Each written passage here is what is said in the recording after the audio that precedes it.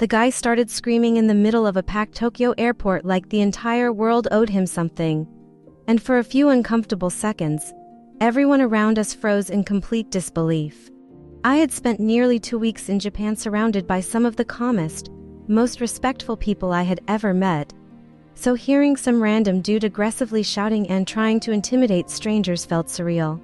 What made it even crazier was that he honestly seemed convinced nobody would stop him. The worst part was that he was trying to bully nearly 40 exhausted travelers, just so he could skip a line that everybody else had patiently waited in for almost half an hour. Watching the whole thing unfold felt like seeing an adult man throw a public tantrum because reality refused to bend around him. I was flying back home to Seattle after spending time in Japan for a mix of vacation and work. By the time I arrived at Haneda Airport, I was already mentally drained in that strange way international travel does to you. My body had no idea what time it was anymore. My suitcase felt twice as heavy as when I packed it, and all I wanted was to check my luggage, get through security, and sit somewhere quiet until boarding started. Unfortunately, so did everyone else in the airport. The line for checked baggage at the Hawaiian Airlines counter was brutal. It snaked around the ropes in these painfully slow zigzags, packed shoulder to shoulder with tired tourists, business travelers, families carrying too many bags, and jet-lagged people staring blankly into space. Every few minutes someone would walk up confidently thinking they had arrived early, notice the massive line, then quietly sigh and drag their luggage all the way to the back. I remember glancing at my phone and realizing I had already been standing there for over 20 minutes, yet it somehow felt longer. Nobody was complaining though. That was the strange thing about Japan. Even in frustrating situations, people remained unbelievably polite. Conversations stayed quiet, nobody shoved, nobody argued. Everyone just accepted the inconvenience and waited their turn. I was standing near the middle of the line when I first noticed him. He looked to be in his early 20s. Tall and skinny with short blonde hair and one of those cocky expressions that instantly makes you cautious around someone. He rolled a suitcase behind him while casually scanning the line with this irritated look on his face, like he was personally offended by the existence of other travelers. At first, I assumed he would react like everyone else and head toward the back after realizing how long the wait was. Instead, he stopped directly beside the guy standing behind me. The man behind me was probably in his late 30s, maybe early 40s, quiet guy, glasses, calm demeanor. He had the exhausted expression of someone who had already survived a 12-hour travel day before even reaching the airport. The younger guy leaned toward him with this fake friendly smile and started making conversation out of nowhere. At first, it sounded harmless. "Long line today, huh?" The older guy gave a polite nod. "Yeah, pretty rough." Then the younger guy laughed and kept talking, acting overly familiar almost immediately. He asked where the guy was traveling, joked about how ridiculous the wait was, and slowly started inching closer into the actual line itself. It became obvious within seconds what he was doing. He was trying to socially pressure the stranger into silently allowing him to cut in front of everybody. The whole thing had this weird manipulative energy to it. The older guy noticed too. At first he tried ignoring it, but the younger dude kept lingering there with his suitcase partially inside the line, pretending he belonged. Finally, after another awkward minute, the older guy turned toward him and calmly said something like, "Hey man, the line starts back there." Simple, respectful, totally reasonable. That should have been the end of it. Instead, the younger guy instantly changed. It was honestly shocking how fast his personality flipped. 1 second he was pretending to be friendly, and the next his face hardened like someone had insulted him personally.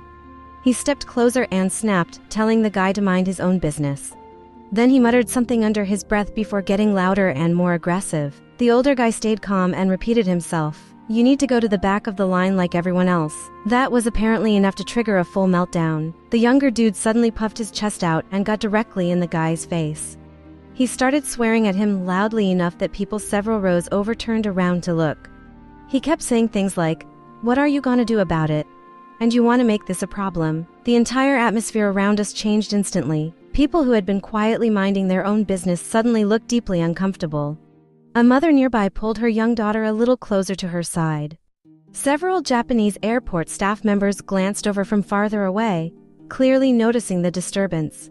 You could almost feel the collective confusion in the air because this kind of behavior stood out so aggressively in that environment. I had spent enough time in America to see loud, entitled people before, but seeing it happen in Tokyo felt bizarre.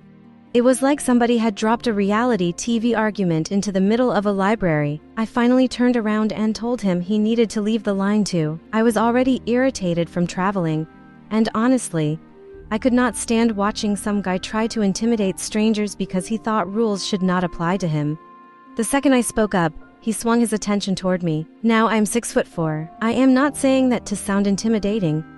It just mattered in this situation because his aggressive little chest-puffing routine suddenly became a lot less convincing when he realized I was significantly bigger than him. Still, he tried it anyway. He stepped toward me slightly and repeated the same nonsense. What are you gonna do about it? I remember just staring at him thinking this guy genuinely operates like a middle school bully trapped inside an adult body. There was no logic to any of it. He had walked into a line full of strangers, tried cutting nearly 40 people, got called out politely, and somehow decided he was the victim. Neither me nor the other guy took the bait. That seemed to frustrate him even more. He clearly wanted somebody to argue back aggressively so he could escalate things further, maybe even start a fight. Instead, both of us just looked at him like he was embarrassing himself, which honestly made the whole situation feel even more awkward. Around us, other passengers started quietly speaking up too. One woman shook her head and told him everyone had been waiting patiently. Another man farther back pointed toward the end of the line. Nobody raised their voice, but there was this growing wall of silent disapproval forming around him. It became obvious very quickly that nobody was on his side, but instead of backing down, he doubled down harder. He started muttering insults under his breath and pacing beside the line like an angry teenager. Every few seconds he would stop and glare at somebody. Then he would look around dramatically like the world had wronged him somehow. It honestly felt surreal because normal adults do not behave like that in public, especially not in an international airport surrounded by security cameras and airline staff. The older guy behind me leaned closer and quietly said, "This dude is insane." I remember laughing a little because it broke the tension for a second. At that point, several of us decided we were done entertaining him. The next time an airline employee walked nearby, we flagged her down and explained what had happened. I expected it to become complicated, but apparently airport staff in Japan do not tolerate that kind of behavior at all. The employee listened carefully while multiple people in line immediately backed up the story, and I mean immediately. At least 10 people started chiming in at once explaining how the guy had tried to cut the line and then became aggressive when confronted. The woman stayed incredibly calm the entire time, nodding politely while the younger guy began interrupting and trying to defend himself. That only made him look worse, because while everybody else spoke calmly and respectfully, he kept getting louder and more emotional. He started insisting people were overreacting. Then he claimed he had only been asking a question. Then he accused everyone of targeting him unfairly. Every explanation contradicted the previous one. The airline employee finally turned toward him and said something firmly in Japanese before switching to English. She told him he would not be allowed to check in for that flight. The silence afterward was incredible. For the first time since the entire thing started, he looked genuinely stunned, like it had never once crossed his mind that consequences were possible. He immediately started arguing again, demanding explanations and insisting people were lying about him. But the decision had clearly already been made. Another staff member arrived moments later, and together they escorted him away from the counter area while he continued protesting loudly. The second he disappeared around the corner, the entire line relaxed. Seriously, it felt like the oxygen returned to the room. People started exchanging amused looks and awkward little laughs. The older guy behind me shook his head and said something like, "Well, that solved itself." Even the airline employee looked slightly exhausted afterward, though she remained extremely professional and polite. Then somebody farther up in line mentioned the funniest part of the entire situation, that Hawaiian Airlines flight was the only one leaving that day. The realization slowly spread through the people around us. The guy had basically sabotaged his own trip because he could not handle waiting in line like everyone else. If he had simply gone to the back when asked, he probably still would have made the flight with no issue at all. Instead, He turned a minor inconvenience into a disaster entirely through his own behavior. And honestly, that was the part that stuck with me most afterward. Not the yelling, not the attempted intimidation, not even the weird public meltdown. It was the complete inability to understand that other people mattered too. During my time in Japan, I kept noticing how much social behavior there revolved around consideration for others. People stayed aware of shared spaces. They kept noise down on trains, they lined up properly. They avoided inconveniencing strangers whenever possible. It created this atmosphere where daily life felt calmer even in crowded places. Then this guy walked into that environment carrying the exact opposite energy. Everything about his behavior screamed that he believed his time mattered more than everybody else's. His frustration mattered more, his schedule mattered more. And when reality refused to accommodate him, he responded with anger and intimidation because somewhere along the line he had apparently learned that aggression could force people to tolerate him. The scary part was realizing it probably worked for him sometimes. You do not become that comfortable bullying strangers overnight. I remember sitting at my gate afterward replaying the interaction in my head while planes moved slowly across the runway outside the windows. Part of me wondered what his normal life looked like. Did he have confrontations like this constantly? Did he go through every inconvenience believing the world was attacking him personally? Was he one of those people who spends their entire life manufacturing conflict and then calling themselves unlucky afterward? Because the truth was, nobody had treated him unfairly. Not once. He created the entire situation himself from the moment he decided 40 strangers should wait longer just so he would not have to. The more I thought about it, the more fascinating it became to me. Most people feel embarrassed after minor public mistakes.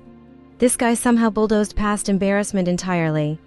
Even after an entire line of people rejected his behavior, he still acted offended.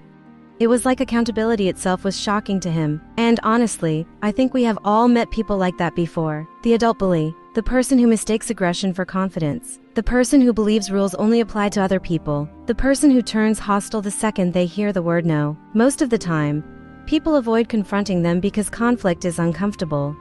I get that, nobody wants unnecessary drama, especially while traveling internationally. But what made this situation satisfying was seeing a group of strangers quietly refuse to let intimidation work. Nobody screamed at him, nobody threatened him, nobody escalated physically. People simply stayed calm, told the truth, and let consequences happen naturally. That was enough. By the time boarding finally started, the whole thing almost felt unreal. Travelers lined up peacefully with boarding passes in hand while airport announcements echoed softly overhead.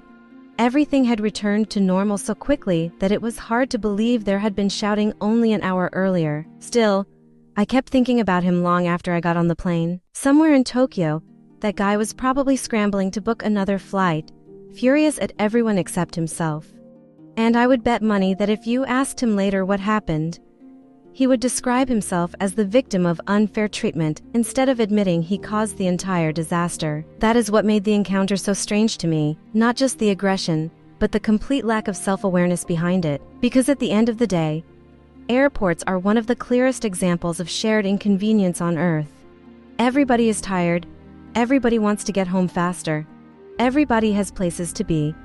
The only reason the system works at all is because millions of strangers agree to follow the same basic rules together. The moment one person decides they are above everyone else, chaos starts immediately. And for one very loud afternoon in a Tokyo airport, we all got a front row seat to exactly what that looks like.